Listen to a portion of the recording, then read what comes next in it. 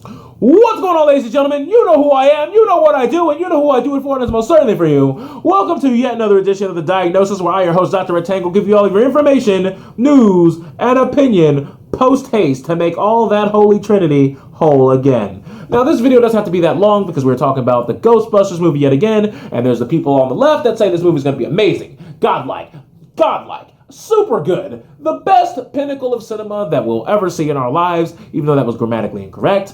Then you have the people on the right who say this movie is going to suck, it's going to be garbage, it's going to be a piece of shit, it is going to be a shit stain that will be in the back of our minds for years to come.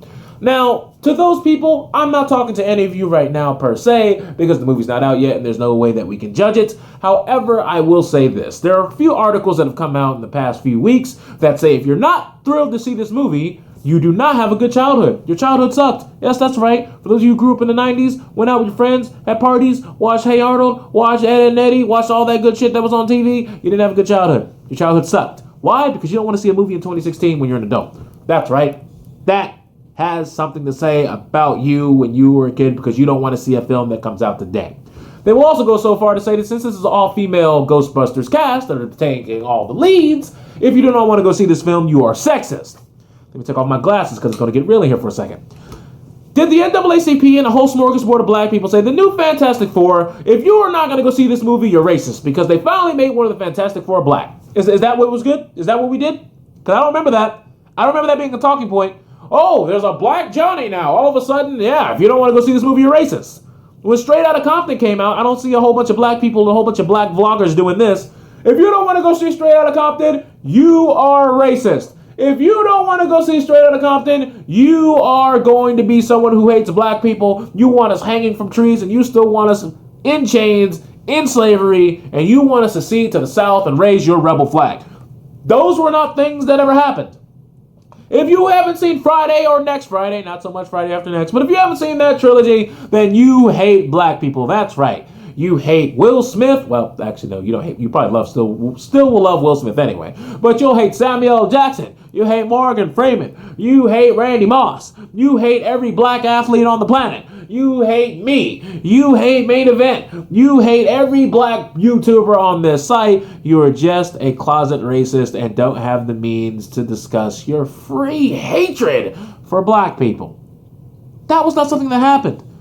But if I were working at Kotaku or Polygon, I would have had the genius, the wherewithal, the good old noodle would have kicked into high gear, and I would have been the highest paid, viewed, and, let's face it, regarded journalist on the sites known as Polygon or Kotaku, because I would have had the balls and the intestinal fortitude and the guts to say all of that bullshit that I just said that came out of my mouth. You know, that diarrhea of the mouth that I have every now and then. And at the end of the day, they would have thought it was status quo because they're doing the exact same thing for women.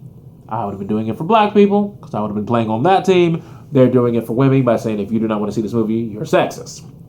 Now, the reason why I want to push past this is because a lot of the people who are supporting this movie online and are the big heroes of the game, they end up having these terrible track records, whether it be Anita Sarkeesian, whether it be Kotaku, whether it be Polygon, whether it be the people at Gawker as a whole, whether it be Zoe Quinn, whether it be Sarah Butts, where you got these people exposed as money launderers, you got people taking money from people, you got these people who are going now so far as to say that pedophiles are okay. When you have that as your core populace, and when I say populace, I mean the popular people who are supporting this movie, you know you done fucked up.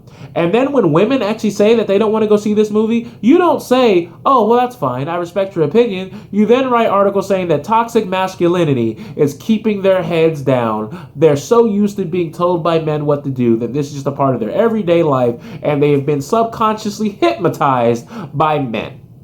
That's right. If women don't agree with you, they're not even entitled to their own opinion. But we're the sexists, though. Right. Me personally, as you already know, I've seen the trailer. I don't really care for the movie. It doesn't look like it's going to interest me. As I've said, I just think it's going to be one of those harmless summer movies that comes out, and people are going to like it, people aren't going to like it, whatever. It's going to make some money, bada boom, bada bing, it did its thing. And I don't really think it's much of a thing to cry over. It's basically spilled milk at this point.